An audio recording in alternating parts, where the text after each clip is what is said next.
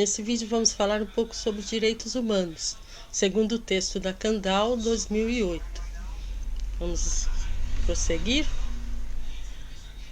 Tem um trecho aqui importante para a gente entender esse contexto dos direitos humanos, essa crise da igualdade dos direitos humanos. Vou ler para vocês, com vocês. As pessoas estão se mobilizando em torno de velhas injustiças, segundo linhas étnicas, religiosas, raciais e culturais, exigindo que sua identidade seja reconhecida, apreciada e aceite pela sociedade mais ampla, sofrendo de discriminação e marginalização em relação a oportunidades sociais, econômicas e políticas. Também exigem justiça social.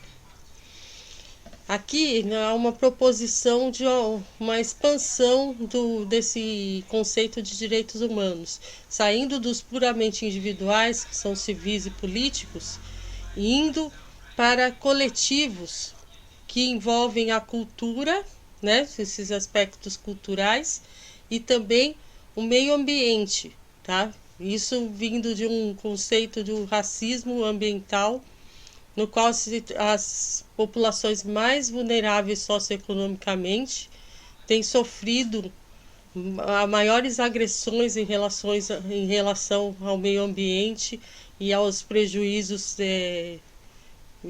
decorrentes da exploração de forma exacerbada.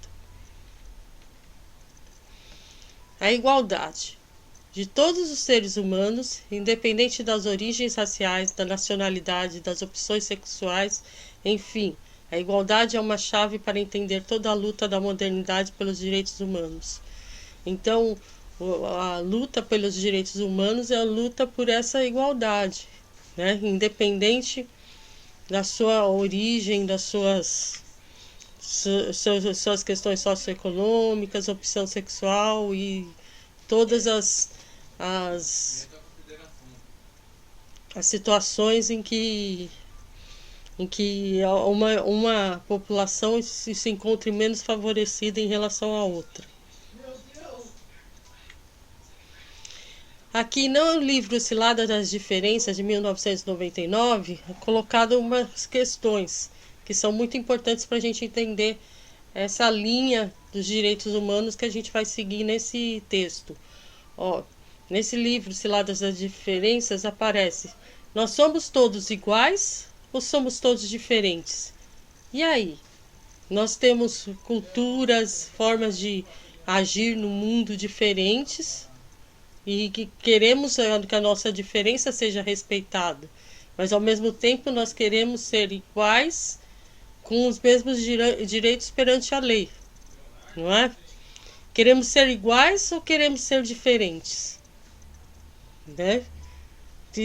Entra em questão o direito à diferença, o direito de ter as suas especificidades culturais, de cada setor e atores sociais que você possa ser, e direito de ser sendo diferente. Como assim? Um indígena, por exemplo, ter o direito de realizar seus rituais, suas crenças seu espaço territorial, mesmo sendo diferente do que a cultura hegemônica está determinando, e ser respeitado por essa sua cultura. Divisibilidade e exigibilidade são duas características dos direitos humanos que são importantes para se ter. Primeiro, indivisibilidade dos direitos. Pretende-se que todas as populações tenham essa indivisibilidade dos direitos civis, políticos, econômicos, sociais, ou seja, todos os direitos e não só fragmentos de direitos. E a exigibilidade, que é que esses direitos indivisíveis não sejam meramente retóricos, não seja só uma coisa que está na lei ou está em alguns postulados aí, mas que não é posto na prática.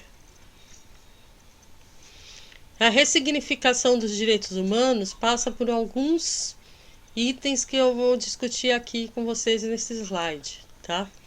Universalismo é incorreto quando uma só cultura prevalece. Que nem a cultura ocidental, norte-americana, por exemplo, ela é colocada em para vários de nós como uma cultura como se fosse o correto de ser, como se fosse o aceitável, como todas as pessoas tivessem que viver daquela forma. Só que isso é uma proposta excludente, porque existem culturas divergentes e que merecem o seu espaço, né? Relativismo cultural. Nenhuma cultura é absoluta completa. As culturas podem se complementar desde que não percam totalmente sua identidade, né? Necessidade de diálogos interculturais. Esses diálogos entre uma cultura e outra devem existir para um viver harmônico entre elas. Todas as culturas possuem concepções de dignidade humana, então todas as culturas têm seus conceitos de direitos humanos e devem ser ouvidas e respeitadas nas suas concepções. Todas as culturas são incompletas e problemáticas, então sempre vai ter uma falha em cada cultura, né? E pontos de conflito, isso é natural das culturas. E nenhuma cultura é monolítica, nenhuma cultura é pura, que não tenha incorporado nada de uma outra cultura. As culturas se relacionam entre si. Multiculturalismo é determinado de diversas formas. Um tipo de multiculturalismo é assimilacionista, ou seja, eu quero assimilar a cultura que é diferente à minha cultura e, de certo modo, apagar alguns traços dessa cultura divergente. Então, ó, ela é descritiva, é uma característica. Na forma descritiva, ela é uma característica das sociedades atuais. Há grupos como indígenas, negros e homossexuais que não têm acesso a determinados serviços, bens e direitos. Isso é uma coisa que acontece no multiculturalismo quando ele tem uma tendência apenas assimilacionista, tá? E de uma forma prescritiva, que determina a maneira de atuar, intervir e de transformar a dinâmica social, procura-se assimilar os grupos marginalizados e discriminados aos valores, mentalidades, conhecimentos socialmente valorizados pela cultura hegemônica. Então, a tendência assimilacionista reconhece, olha, existe esse diferente, mas esse diferente tem que ser assimilado, tem que ser incorporado à cultura hegemônica e se transformar no máximo mais parecido possível com essa cultura, tá? E um efetivador dessa assimilação é a universalização dessa educação, porque a escola é uma escola única para todos, uma escola que vai trazer uma cultura que muitas vezes não é a cultura daquele aluno, mas que vai impor essa cultura a esse aluno. Universalização da educação. Falando um pouco da universalização da educação. Tem o caráter monocultural, ou seja, pega a cultura hegemônica, construção de uma cultura comum, tem o objetivo de construir essa cultura comum, e deslegitima dialetos, saberes, línguas, crenças diferentes pertencentes a grupos subordinados. Essa forma de lidar com o multiculturalismo é muito comum na educação em geral. E é o que se procura modificar agora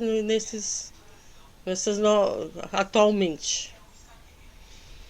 Multiculturalismo diferencialista já é uma forma diferente do assimilacionista, tipo cada um na sua. Incentivos à formação de comunidades culturais homogêneas, bairros, escolas, igrejas que sejam daquela determinada cultura. Se você tem uma cultura diferente, você é estimulado a ter espaços na sociedade, espaços separados, onde você vai poder exercer aquela cultura. E isso gera um apartheid sociocultural.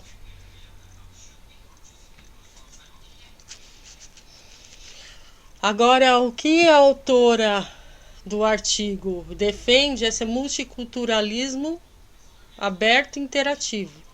É defendido pela autora do artigo, promove a interculturalidade, que é a articulação entre políticas de igualdade com políticas de identidade. Então, eu quero que os indivíduos de diferentes culturas tenham direitos, sejam senhores de direitos com igualdade, mas que as políticas de identidade, que o incentivo à cultura divergente ainda exista, né? Inter-relação entre diferentes grupos culturais presentes em uma determinada sociedade. Então, os grupos culturais se entrelaçam, eles se comunicam entre si. Concebe a cultura em contínuo processo de elaboração, construção e reconstrução. Então, coloca a cultura não como algo estático, ela se relaciona tanto com as outras culturas também, as várias culturas se relacionam e formam